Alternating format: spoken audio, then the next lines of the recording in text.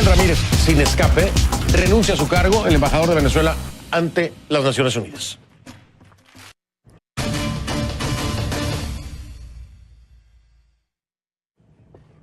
Para esta parte del programa le pido me acompañe utilizando la etiqueta numeral #ConcluRamírez, hashtag #ConcluRamírez, numeral #ConcluRamírez. Todos sus comentarios a mi cuenta en Twitter, @soyfdelrincón, @soyfdelrincón. ConcluRamírez es la etiqueta.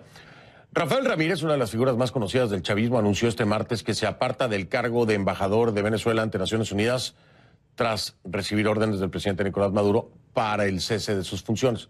Ramírez aseguró que fue obligado a abandonar el cargo por expresar sus opiniones y levantar críticas contra el Ejecutivo venezolano. La destitución de Ramírez se da tras días de fuertes rumores sobre riñas internas en la cúpula del chavismo y en medio de una investigación por corrupción masiva dentro de la estatal petrolera venezolana PDVSA, empresa que Ramírez dirigió entre 2004 y 2010. Gilbert Vega tiene más información en Nueva York. El embajador de Venezuela en la ONU decidió informarlo él mismo. Rafael Ramírez dice que renunció a la embajada de Venezuela en la ONU porque se lo pidió el presidente Nicolás Maduro y que la razón estaría en sus opiniones no siempre a tono con el oficialismo. Ramírez era uno de los funcionarios más cercanos al fallecido presidente Hugo Chávez y llegó al cargo diplomático el 5 de enero de 2015, después de 10 años de presidir la petrolera estatal venezolana PDVSA y de ser ministro de Energía y Petróleo. Su salida ocurre justo cuando el presidente Nicolás Maduro y el fiscal Tarek William Saab avanzan en la que llaman la limpieza de la industria petrolera. Las autoridades venezolanas denuncian un cartel de corrupción que ha llevado a la detención de 65 funcionarios del sector de los hidrocarburos. Pero el nombre de Ramírez no aparece en dichas denuncias ni en las investigaciones. En su carta de renuncia, el ahora ex embajador dijo que su decisión responde a acuerdos alcanzados en una conversación con el canciller Jorge Arreaza tras el cese ordenado por Maduro. En la misiva, Ramírez asegura, sin mencionar nombres, que sus opiniones no fueron bien recibidas, aunque cuando sostiene que buscan contribuir a la solución de los problemas de Venezuela. Argumenta que debido a las limitaciones a las que había sido sometido, se vio obligado a expresarlas públicamente. En la carta dirigida al canciller Arreaza y publicada en su cuenta de Twitter, promete ser leal a Chávez, pase lo que pase. Tras hacer un balance de su gestión como embajador y defender su gestión como ministro del Petróleo y presidente de PDVSA, Ramírez escribe que no concibe otro curso de su actuación distinto al que lo mantenga al lado de la revolución bolivariana y de los más altos intereses de su país. Advierte que no permitirá que lo ofendan, pues según dice, y citamos, al agredirme en lo personal afectan la unidad de las fuerzas revolucionarias y el legado del comandante Chávez. Rafael Ramírez será reemplazado por el ex canciller y ex embajador de Venezuela en la OEA, Samuel Moncada, según lo publica la Gaceta Oficial de Venezuela. Gilbert Vega, CNN, Nueva York. Gracias a Gilbert Vega por el informe. La renuncia de Rafael Ramírez se confirmó hace horas, después de que el fiscal general de Venezuela, Tarek William Saab, confirmara el arresto de Diego Salazar Carreño, primo de Rafael Ramírez, por presuntamente ser el cabecilla de una organización internacional para blanquear fondos con la participación de exfuncionarios de la petrolera estatal de PDVSA, el ministro del Poder Popular de Energía y Petróleo y sus filiales. Según el informe de la Fiscalía, este grupo delictivo pudo haber funcionado desde el año 2006 y se estima que el monto del dinero blanqueado asciende a los 4.200 millones de dólares, 4.200 millones de dólares. Al ser cuestionado sobre la participación de Ramírez en los hechos delictivos, el fiscal Saab dijo que no podía pronunciarse al respecto. Escuche.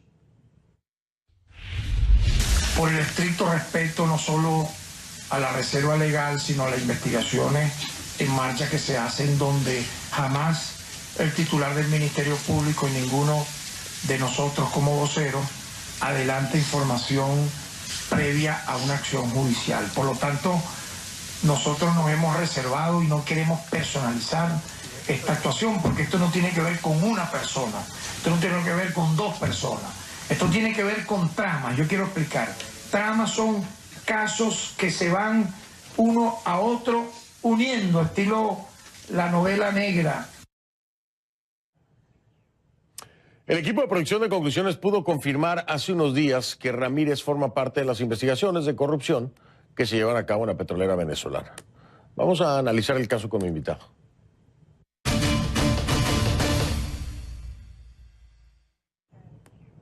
Le doy la bienvenida a Antonio de la Cruz, director ejecutivo de Inter-American Trends. Él me acompaña desde Chevy Chase, Maryland, está con nosotros. Antonio, gracias por estar aquí. Buenas noches. Buenas noches, Fernando. Un placer que nos acompañes. Bueno, la primera lectura, Antonio, de esto que estamos viendo. Bueno, vamos a partir de la figura de Rafael Ramírez, si te parece, y ya después entramos un poco más al tema PDVSA. ¿Cuál es tu traducción de esto que estamos viendo? Rafael Ramírez es uno de las 4 personas que estuvieron en el lecho de muerte de Chávez. Es uno de los que realmente acompañó al presidente Chávez en todo su proceso de transformación de Venezuela. Fue el que le sirvió en bandeja de plata a Chávez la industria petrolera. Fue como él lo bautizó, el rojo rojito. Fue el que convirtió la meritocracia en la lealtad al proyecto político de Chávez. La industria petrolera en ese momento, los valores eran meritocráticos y él lo logra convertir. Y es el que realmente pone al servicio de todo lo que es el proyecto chavista, lo que es Petrocaribe, lo que son las misiones, y es Rafael Ramírez el gran arquitecto, el gran operador de eso que Chávez consideró, y es el que además prestó la empresa para hacer lavado de dinero por actividades de corrupción y ilícitas. Ahora, y desde esta perspectiva, con este poder, si hay una investigación de una trama, como lo dice Tarek William Saab, de corrupción que llega a tantos miles de millones de dólares, es imposible que Rafael Ramírez hasta este momento no haya sido mencionado como parte de la misma. ¿Crees que hay algún tipo de negociación? Este anuncio de que deja de ser el embajador ante la ONU a petición del presidente es prácticamente una destitución, pero bueno, lo manejan de una forma muy diplomática.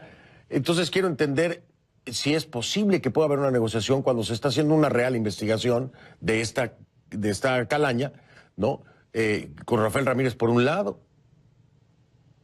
El presidente Maduro conocía de estos casos de corrupción, de modus operandi en PDVSA, desde el mismo Parlamento, la Asamblea Nacional, que denunció que hubo casos de corrupción hace 2 años, que la Comisión de Contraloría denunció y dijo que Ramírez había incurrido en hechos de supuestamente corrupción por 14.000 millones de dólares.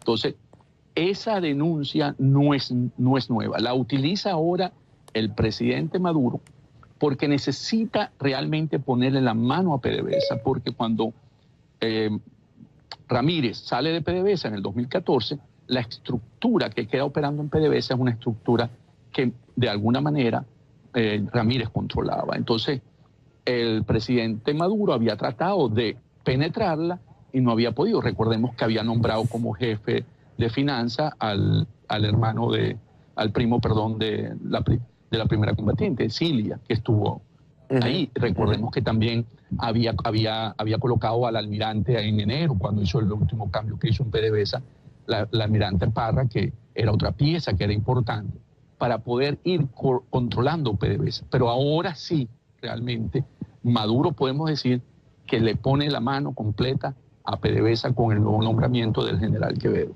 Entonces, ¿qué ocurre?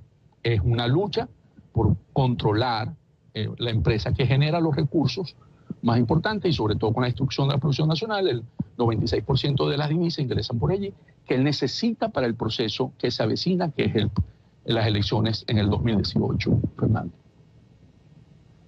Entonces, desde tu perspectiva, esto que estamos viendo sería desmontar precisamente la estructura que en algún momento fue armada, por decirlo así, por Ramírez y su gente para poder ya tener el control de PDVSA por parte directamente del grupo de Nicolás Maduro. Te pregunto, si esto es así, ¿crees que Rafael Ramírez logre quedar fuera de la investigación o en algún momento se le responsabilizará igual y terminará siendo uno más? No de los investigados, sino de los detenidos. Ramírez será imputado, por supuesto, por la administración, porque necesita Maduro de alguna manera eliminar la posibilidad de candidatos dentro del chavismo ante la crisis que vive Venezuela. Y Ramírez, de alguna manera, es una de los que defiende el proyecto de Chávez. Y hoy Maduro está más construyendo el proyecto de Maduro y terminando el ciclo de Chávez. Yo creo que con lo de PDVSA se cierra el ciclo de Chávez y Maduro ya sale de la sombra de Chávez y se convierte en el proyecto de Maduro. Hoy Maduro es construir su liderazgo alrededor de él. Y por eso que hay que sacar del juego a Ramírez. Y en ese sentido, yo creo que la jugada que hizo. Es interesante cuando tú me mencionaste, es que Ramírez monta la estructura para Chávez para que logre el control con todo lo que hizo con PDVSA. Y ahora Maduro ya no necesita esa estructura, utiliza la corrupción para sacarlo y montar su propia estructura. Ahora, esto siempre y cuando Ramírez regrese a Venezuela y no decida quedarse aquí en alguna colaboración, como lo hemos visto en otros casos, ¿no? Eso es cierto, eso sí, Maduro va a Caracas, que pienso que ante los eventos que ha visto, el que han puesto preso a su sobrino, ¿verdad?, que es muy considerado por él, al del que manejaba los seguros, que tú mencionaste, a Diego Salazar. Para Ramírez debe ser muy importante esa señal, y creo que Ramírez debe estar realmente pensando quedarse fuera de Venezuela para poder desde afuera influenciar a ese sector que él considera que es el legado de Chávez y enfrentarlo frente al proyecto de Maduro. Interesantes los escenarios que vamos a poder ver en los próximos días, Antonio. Te voy a invitar de nueva cuenta para que vayamos revisitándolos, porque a lo mejor varios de los que planteaste se cumplen como tal. Entonces te traigo, pero vienes con tu bolita mágica para que sigamos avanzando en la proyección. Mil gracias, Antonio. Muchas gracias, Fernando, por tu invitación. Gracias. Gracias a ti. Gracias, Antonio. Abrazo. Antonio de la Cruz, director ejecutivo de Inter-American Trends desde Washington. Voy a hacer una pausa y ya regreso.